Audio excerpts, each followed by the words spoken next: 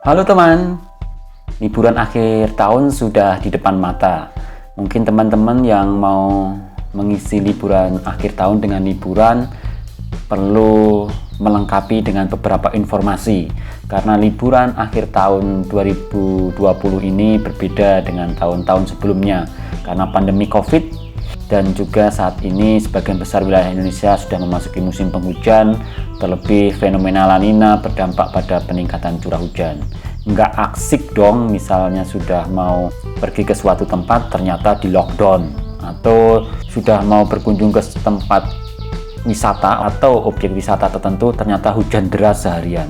Oleh sebab itu, sebelum teman-teman menentukan kapan dan di mana mau liburan, harusnya teman-teman harus melengkapi informasi berikut. Yang pertama adalah informasi terkait peta sebaran COVID-19. Teman-teman bisa memperoleh informasi tentang peta sebaran COVID-19 di web covid19.go.id. Di sini ada menu sebaran. Di menu sebaran itu ada peta sebaran, ada peta risiko. Kalau kita klik peta sebaran, di sini ditunjukkan sebaran COVID-19 berdasarkan provinsi. Wilayah yang kalau kita lihat dari peta ini, wilayah yang paling banyak sebarannya adalah di Jakarta, kemudian Jawa Tengah dan Surabaya. Misalnya kita kita bisa zoom. Kalau kita lihat wilayah Yogyakarta, karena Yogyakarta itu banyak destinasi wisata, misalnya sini. Jumlah kasus di daerah istimewa Yogyakarta adalah 9.071 kasus. Kemudian kalau kita klik peta risiko sini, nah ini adalah peta risiko. Pada umumnya didominasi risiko sedang hingga tinggi. Kalau kita mau klik berdasarkan provinsi, misalnya Yogyakarta terdiri dari 4 kabupaten, 1 kota. Kalau kita lihat ternyata daerah istimewa Yogyakarta yang memiliki resiko tinggi ada di kota Yogyakarta, termasuk Malioboro, teman. Kemudian Sleman, sedangkan yang memiliki resiko sedang di Gunung Kidul, Bantul, dan Kulon Progo. Inilah peta resiko dari penyebaran COVID di wilayah daerah istimewa Yogyakarta. Tentunya ini menjadi pertimbangan teman-teman ketika mau berekreasi ke Yogyakarta. Ya, saya sarankan sih berekreasi di wilayah Yogyakarta yang memiliki resiko sedang, yaitu di Kulon Progo dan Gunung Kidul. Wilayah tersebut juga memiliki banyak destinasi wisata. Selain peta risiko penyebaran COVID, teman-teman juga harus mencari informasi yang lebih banyak terkait penyebaran COVID. Salah satunya ini info terbaru bahwasanya Sri Sultan mengumumkan bahwa keluar masuk Yogyakarta wajib rapid antigen atau swab, dan ini berlaku secara nasional, teman-teman. Jadi teman-teman ketika mau masuk ke Yogyakarta harus melengkapi rapid antigen atau swab maupun yang meninggalkan Yogyakarta. Ya, ini menjadi pertimbangan teman-teman ketika teman-teman mau masuk atau keluar daerah istimewa Yogyakarta.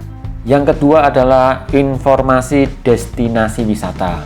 Bagi teman-teman yang mau berkunjung ke daerah istimewa Yogyakarta, disarankan untuk mengunjungi website visitingjogja.com, karena di web Visiting Jogja ini banyak sekali informasi terkait destinasi wisata. Kalau kita klik sini destinasi, ada virtual tour, ada wisata alam, ada wisata pantai, wisata budaya, wisata museum, wisata minat khusus, wisata buatan, dan desa wisata. Mungkin banyak objek wisata yang mungkin teman-teman belum banyak mengetahui terkait destinasi baru di wilayah Yogyakarta, dan mungkin bisa menjadi pilihan teman-teman untuk berkunjung ke tempat tersebut. Di sini juga ada destinasi kuliner yang bisa dijadikan destinasi kuliner di Yogyakarta. Jadi informasi terkait destinasi wisata ini sangat penting, teman-teman, sehingga teman-teman bisa menentukan destinasi apa yang hendak teman-teman mau kunjungi. Dan di sini begitu lengkap wisata atau destinasi yang disuguhkan di daerah Yogyakarta. Selanjutnya adalah informasi cuaca.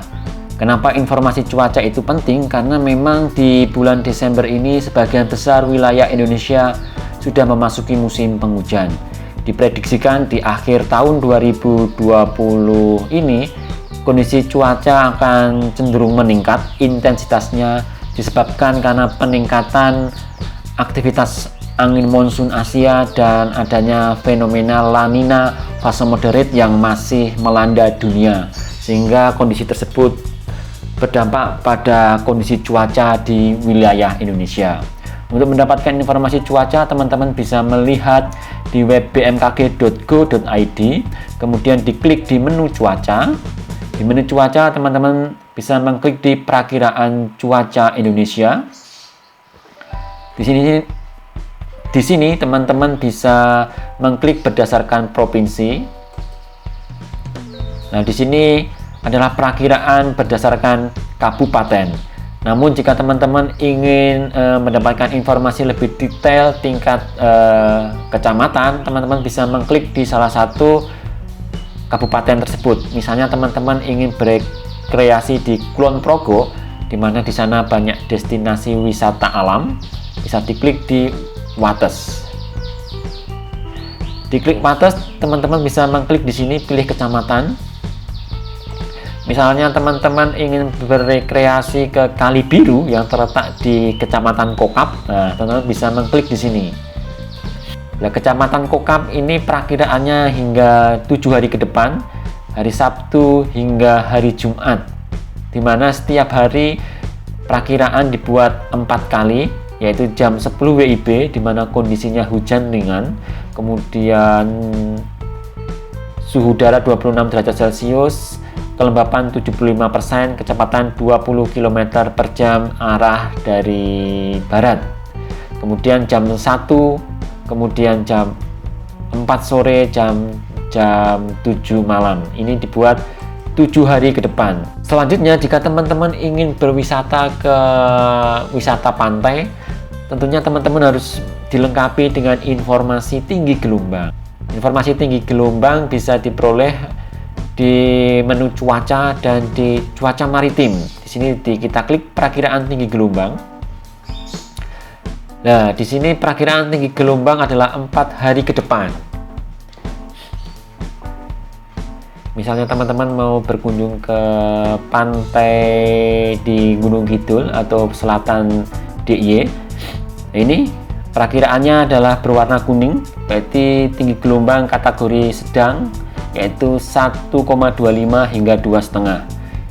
Kemudian prediksi 4 hari ke depan untuk besok masih sama, tanggal 21 Desember masih sama, dan 22 Desember. Jadi itu informasi cuaca yang mungkin teman-teman harus tahu agar supaya tidak kecewa sudah sampai ke tempat wisata tapi ternyata kondisi cuacanya tidak mendukung. Informasi cuaca tidak hanya diperoleh dari web BMKG, tapi bisa diperoleh melalui aplikasi Info BMKG. Teman-teman bisa menginstalnya di HP Android sehingga setiap saat dapat dipergunakan. Selanjutnya, informasi yang terakhir yang perlu teman-teman ketahui adalah bagaimana informasi kondisi cuaca pada saat itu, atau kondisi cuaca secara real time, mana untuk informasi kondisi cuaca real time dapat teman-teman peroleh melalui aplikasi sipora.staklinyogyakarta.com. Aplikasi ini bisa dipakai bagi teman-teman yang ingin berlibur ke wilayah Yogyakarta dan sekitarnya. Dari aplikasi ini teman-teman bisa melihat wilayah mana yang pada saat ini sedang mengalami hujan. Kalau kita lihat saat ini hujan ada di wilayah utara Yogyakarta, di Yogyakarta bagian utara.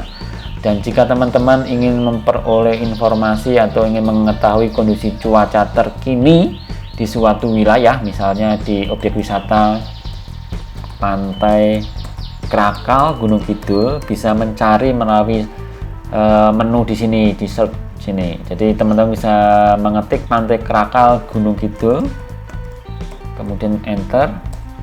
Nah, inilah bagaimana kondisi cuaca saat ini di Pantai Krakal, dan kondisinya adalah cerah teman-teman, tidak ada awan. Jadi warna-warni ini menunjukkan kondisi cuaca saat ini. Berwarna orange sampai merah ini adalah kondisi cuaca hujan lebat hingga sangat lebat. Sedangkan yang kuning hingga oranye adalah sedang, sedangkan warna hijau sampai hijau tua itu ringan. Kemudian yang warna biru tua sampai biru muda itu adalah berawan, sedangkan yang tidak ada warnanya adalah cerah. Jadi informasi atau aplikasi Sipora ini sangat penting untuk mengetahui kondisi cuaca pada saat itu di suatu wilayah. Dan teman-teman bisa melihat juga di sekitar teman-teman. Jadi ini kita klik di sini. Nah, inilah lokasi saya, teman-teman. Lokasi saya. Di lokasi saya saat ini adalah cerah dan kondisi di wilayah atau kenyataannya juga cerah. Tapi di sebagian sekitar saya sebelah utara dan selatan ini cenderung berawan. Sini dapat dipergunakan teman-teman untuk bahan pertimbangan sebelum menuju ke tempat wisata. Bisa sebagai panduan untuk menentukan dan panduan dalam menentukan jalur menuju suatu tempat wisata. Jadi kalau misalnya sepanjang jalan hujan, ya mungkin teman-teman bisa mencari jalan alternatif biar tidak terkena macet. Demikian teman-teman informasi yang harusnya teman-teman peroleh sebelum teman-teman menentukan kapan dan kemana mau liburan. Jangan sampai teman-teman kecewa sudah sampai di lokasi ternyata wilayah tersebut di lockdown, atau teman-teman sudah sampai ke lokasi wisata tapi kondisi cuaca tidak mendukung. Jika informasi ini memberikan manfaat, mohon untuk like, komen, dan subscribe. Selamat liburan dan terima kasih.